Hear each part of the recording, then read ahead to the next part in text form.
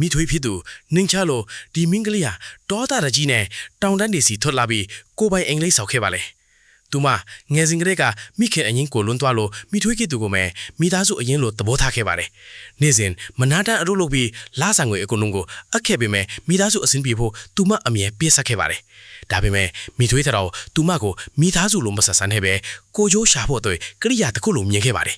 အသက်20ပြည့်ချိန်မှာတော့တင်တောင်းငွေအညာကြီးယူပြီးဘေးရွာကအသက်50ရွယ်ယူမျိုးကြည့်တီုံနဲ့သူမရဲ့စန္ဒာကိုလစ်လူရှုကအတင်းလက်ထပ်ပေးခဲ့ပါတယ်သူမကိုယ်တိုင်အလုပ်လုပ်ပြီးရက်တီပါတယ်စီလို့အတနာခံပေမဲ့မိထွေးကဒေါသတကြီးနဲ့ကျေးဇူးကမ်းနေလို့ဆိုတာတားဖြစ်သူမင်္ဂလာစရိအတွက်သူမကိုကြွေးခဲ့တာလို့ပြောပါတယ်မိထွေးဟာသူမကိုတော့ခါပြီးဖုန်းကိုလည်းတင်းစီခဲ့က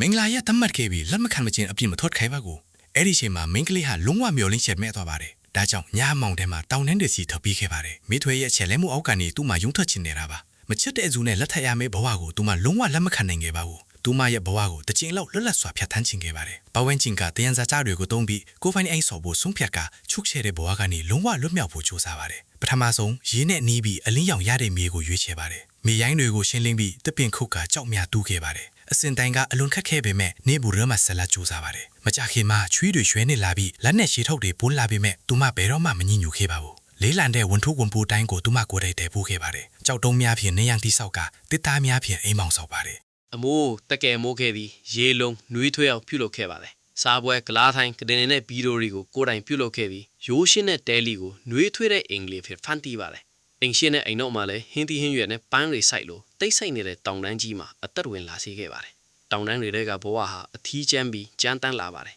ရေပိုက်လက်စစ်မီးနဲ့ဖော်ဖီအေးဆိုတာမရှိပဲလေဖြတ်တန်းငှက်အော်တန်းနဲ့တောရိုက်အထန်တွေသာရှိပါတယ်အထီးကျမ်းညစ်တွေနဲ့ကြမ်းတမ်းတဲ့ယာတီဥတူကိုရင်းဆိုင်ပြီးပိုးမွားအန်ဒီအေနဲ့ပင်မမှုတွေကိုအရှုံးတွေပဲကြက်ချင်ခံခဲ့ပါတယ်သွားကြည့်ခန်းကလုံးဝအရှုံးမပေးခဲ့ပါဘူးနောက်ဆုံးမှာတော့နေညမပြတ်စူးစမ်းမှုအပြီးအင်္ဂလိပ်ပြီးပါပြီအိမ်ထဲမှာတန်ရှင်းတက်ရနေပြီးအပြင်းမှာပန်းတွေနဲ့ငှက်တွေရှိပါတယ်ဒီနေရာဟာချုပ်ချဲမှုတွေကနေကင်းလွတ်တဲ့ဘဝအသစ်ရဲ့အစာပြိုးတော့ပါပဲသူမဟာမိထွေးဖြစ်သူရဲ့ထိန်းချုပ်တဲ့လက်အောက်ကနေလွတ်မြောက်သွားခဲ့ပါပြီသူမအမြဲတမ်းဖြစ်ချင်ဝဲတဲ့လူတစ်ယောက်ဖြစ်လာခဲ့ပြီပဲဖြစ်ပါတယ်လွတ်လပ်မှုနဲ့တတိတွေပါဝင်နေတဲ့ဒီလိုအိမ်လေးတစ်လုံးကိုသာအမှတ်တရာပြည့်ပေးရမယ်ဆိုရင်တင်ဘယ်လောက်ပေးချင်ပါသလဲမှတ်ချက်တွေထဲမှာဝင်ရောက်ဆွေးနွေးပေးခဲ့ပါအောင်နောက်ဗီဒီယိုမှာပြန်လည်ဆုံတွေ့ကြပါမယ်